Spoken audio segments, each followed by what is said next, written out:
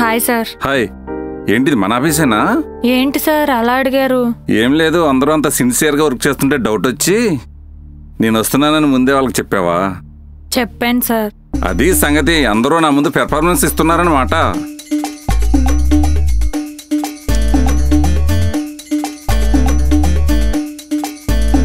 ఎక్కడ దొరికారు ఈ దిక్కుమాలసంత నాకు?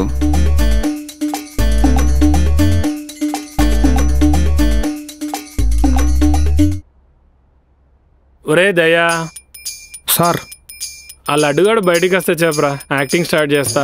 సరే సార్. సి మంజుల, మీరంతా నా కంపెనీలో జాయిన్ అయిన మొదటి బ్యాచ్. మీరు వర్క్ సరిగ్గా చేయకపోయినా సైలెంట్గా సహిస్తున్నాను. ఒక్కరు కూడా సాఫ్ట్వేర్ ఎంప్లాయీలా బిహేవ్ చేయట్లేదు. సాఫ్ట్వేర్ ఎంప్లాయీలా కాదు, కనీసం ఎంప్లాయీలా కూడా ఉండట్లేదు. నేను నా కంపెనీ గ్రో అవుతూనే ఉంది. మీరు మాత్రం కంపెనీలో జాయిన్ అయినప్పుడు ఎలా ఉన్నారో ఇప్పటికీ అలానే ఉన్నారు. సారీ, అంతకు మించి ఉన్నారు. తను సౌమ్య ఫస్ట్లో ఎప్పుడైనా మేకప్ వేసుకునేది, ఇప్పుడు అప్పుడప్పుడు మానేస్తుంది. ఆడు సంతోష్ గాడు ఆఫీస్లో జాయిన్ అయిన కొత్తలో బాధగా ఉండేవాడు. సరేలే నెమ్మదిగా మారతాడులే అనుకున్నాను. ఇప్పుడు పెళ్లి చేసుకుని ఇంటి చిరాకులు పరాకులు కూడా ఆఫీస్కి తీసుకొచ్చేసాడు. వాడు నోటిదోల వికాస్ గాడు, వాడి సంగతి చెప్పక్కర్లేదు. నోటిదోలకి బ్రాండ్ అంబాసిడర్లో తయారయ్యాడు. ఇంకా జ్వాల సరే సరే, అప్పుడు ఇప్పుడు ఒకేలా ఉంది. నువ్వేమో ఫస్ట్లో అరిచేదానివి, ఇప్పుడు ఏకంగా మీద పడి ఖర్చేస్తున్నావు. ఇక నా వల్ల కాదు, నేను డెసిషన్కి వచ్చాను. ఏంటి సార్ అది? ఇక్కడ కాదు, నడు నాతోరా. ఈ బండోడు ఏం పెంట పెడతాడో ఏమో.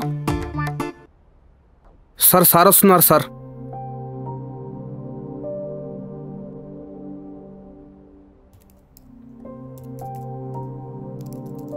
ఏం అభినయం, ఏం అభినయం! ఇంతమంది టాలెంట్ నా ఆఫీస్లో మరుగున పడిపోవడం నాకు ఇష్టం లేదు. ఇలా రండి. ఎలా అయినా బాస్ని శాలరీ పెంచమని అడగాలి. నువ్వు కూడా అటువైపు వెళ్ళు.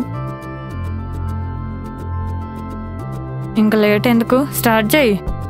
మీ అందరినీ చూస్తుంటే నాకు చాలా కోపంగా ఉంది. ఏమి యాక్ట్ చేస్తున్నారో ఒక్కొక్కడు. చీ వెధవా, నిన్ను తిడుతుంటే ఏదో సాధించినట్టు గౌరవపడతామేంట్రా? మీరు నా కంపెనీలో జాయిన్ అయిన ఫస్ట్ బ్యాచ్ కాబట్టి మీరు పని చేసినా చేయకపోయినా ఇన్ని రోజులు మిమ్మల్ని పీకేయకుండా ఆగాను.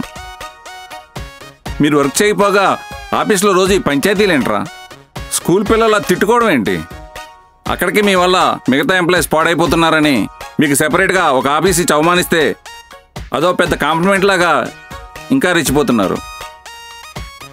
మిమ్మల్ని ఇలా వదిలేస్తే మీరు ఏ స్థాయికి వెళ్తారో, నా కంపెనీ ఏ స్థాయికి దిగజారుతుందో నాకు అర్థమవుతుంది. అందుకే నేను డెసిషన్కి వచ్చాను. ఏంటి సార్ అది? చెప్తాను కదా, ఏంటా కంగారు? టెన్షన్ తట్టుకోలేక. మీరు నన్ను పెట్టే టెన్షన్ కన్నానా?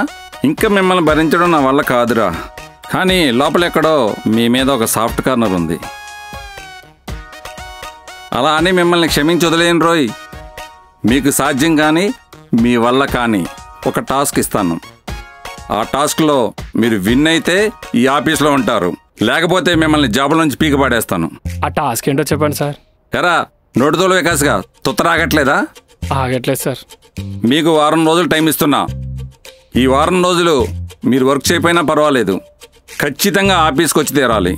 ఒకళ్ళ మీద ఒకళ్ళు గొడవ పడడం, తిట్టుకోవడం, కంప్లైంట్లు ఇచ్చుకోవడం చేయకూడదు. ఈ వారం రోజులు మీవి కానీ క్యారెక్టర్స్లో మీరు ఉండాలి. ఏ ఒక్క చిన్న పంచాయతీ చేసినా, ఏ చిన్న గొడవ పడినా అందరినీ పీకపాడేస్తాను. అర్థమైందా?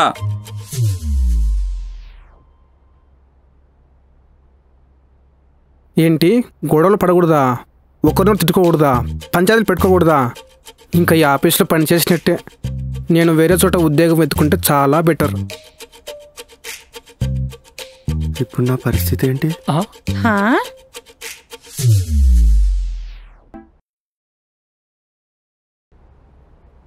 ఏరా సంతోష్, నువ్వేనా? ఫేస్ ఏంటి అంత బ్రైట్ గా వెలిగిపోతుంది? నేను ఎప్పుడు నిన్ను ఇలా చూడలేదు తెలుసా. అలా ఎలా మారగలిగావు? నా మార్పుకి కారణం ఈ టీ. అవును, నువ్వు విన్నది నిజమే. ఇది చాయ్ పానివాడి కంపెనీ టీ. నిస్తేజంగా నిరాశగా ఉన్న నాలో ఉత్సాహాన్ని, కాన్ఫిడెన్స్ని పెంచింది ఈ టీ. నాలో పాజిటివ్ వైబ్స్ని క్రియేట్ చేసి రోజంతా ఎనర్జెటిక్గా ఉండేలా చేసింది. నిజమా? దాంతో నాకు ప్రాబ్లమ్స్ని ఫేస్ చేసే యాటిట్యూడ్ బిల్డప్ అయింది. ఎప్పుడైతే ప్రాబ్లమ్స్ ఫేస్ చేయగలను అనే నమ్మకం వచ్చిందో నా ఫేస్లో బాధ చిరాకు పోయి సంతోషం ఆనందం వచ్చాయి. వీటన్నిటికీ కారణం చాయ్ పానీ టీ తాగడం వల్లనే. ఈ చాయ్ పానీ టీ వాళ్ళవన్నీ ఇన్స్టెంట్ ప్రోడక్ట్స్. డిఫరెంట్ ఫ్లేవర్స్తో టీ కాఫీలతో పాటే కాకుండా వేడివేడిగా బెల్లం బాదం పాలు కూడా అందిస్తున్నారు. వీళ్ళు తమ ప్రోడక్ట్స్లో నేచురల్ ఫుడ్ గ్రేడ్ ఇంగ్రీడియంట్స్ వాడడం వల్ల జీరో సైడ్ ఎఫెక్ట్స్. హెల్త్కి హెల్త్, ఎనర్జీకి energy. Wide range, great taste, smart choice. అయితే నేను కూడా రేపటి నుంచి చాయ్ పానీ కంపెనీ వాళ్ళ టీ కాఫీలు తాగడం స్టార్ట్ చేస్తా. నాతో పాటు మీరు కూడా స్టార్ట్ చేయండి. ఆరోగ్యంగా ఉండండి.